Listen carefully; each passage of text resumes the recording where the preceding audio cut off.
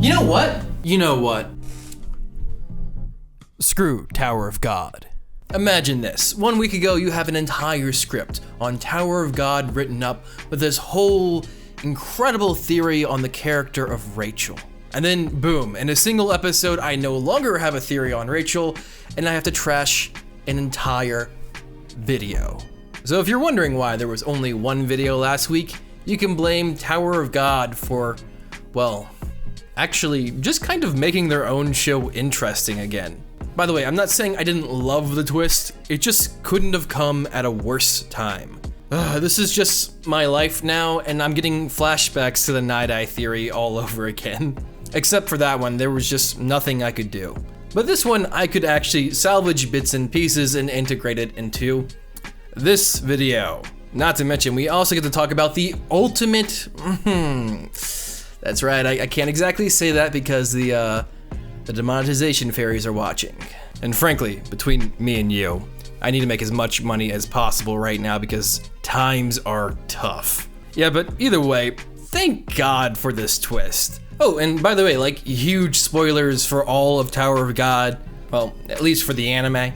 So if you had the audacity to click on a video titled this with the thumbnail of Rachel and haven't bothered watching this show yet, I respect that. And I respect your drive, but do us both a favor and don't whine in the comments that I didn't warn you. That Rachel is secretly evil as she's evil. Oh man, that was such a good twist. And I'm not gonna lie, I'm usually super good at picking up plot twists early. But man, Rachel really threw me for a loop. So far as to when she is literally attempting to kill Bam, I was like, she must clearly know something we don't know yet, and she's clearly doing this for Bam's sake. Nope, I was just wrong. She was just totally content with killing off Bam. She feels a little guilty, and the thought of killing Bam kind of makes her lose her mind a bit, but like, obviously, it's all about reasoning. And to think, she killed Bam out of jealousy and wanting to be a star is just, oh my god, it's just the cherry on top. Like that made her go from being a bad person to, oh shit, Rachel, that's not even a good excuse. You're just f***ed up. Oh, hi, demonetization fairies.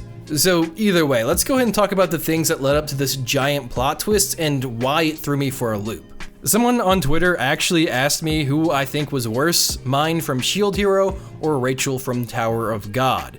And that was a really good question, and also a great talking point on what makes Rachel so different from these usual characters who betray the protagonist. For instance, mine was revealed in episode 1 as this happy-go-lucky, almost perfect partner to Naofumi. This is, of course, until she fakes him raping her and turns the whole country against him. It's just this classic perfect character syndrome that just makes you immediately suspicious of them, and the whole fake character bit was only around for like 35 to 40 minutes before the big reveal. Rachel is a whole nother story. First off, like, the whole anime basically revolves around her. Bam is just obsessed with Rachel, and she's the only reason he is climbing the tower. A big thing that made me never really suspect her was her character. She wasn't this bright-eyed, bushy-tailed character who you thought was perfect. She was quiet, antisocial, and even tried her best to avoid Bam. She displayed no intent of trying to get on Bam's good side or trying to gain the trust of everyone in the group. She was isolating herself, which is typically not a very good strategy when your end goal is to manipulate everyone. She really did seem like this innocent girl who I suspected knew more than the rest of the cast. I mean, like I said, I trusted her to the point when she freaking pushed Bam off the platform. And even then I was like, oh, she probably had like a good reason for this. She knows something the rest of the cast doesn't about Bam and needs to protect him from gaining that knowledge. And then the last episode happens and it puts all of my questions to rest. Basically, she was just a bitch. Yeah, fuck you, demonetization fairies, she deserves it. But this really does make the anime good again. Like, I don't want to start shit, but let's be real with each other, okay? Tower of God definitely got a bit boring. But this plot twist really reignited this entire anime while also kind of proving my entire theory. Well, sort of. And that theory is that this entire anime is based off of Yaoi.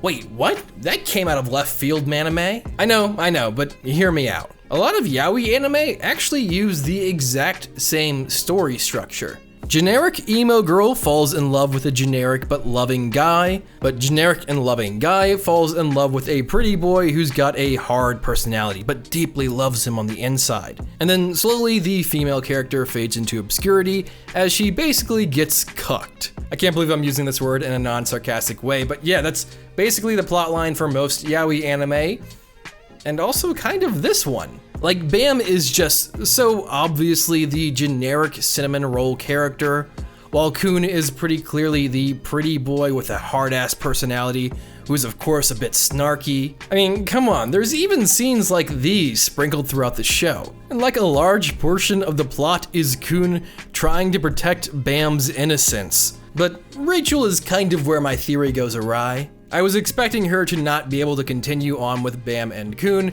thus she would be cucked in usual Yaoi fashion, but of course that didn't happen.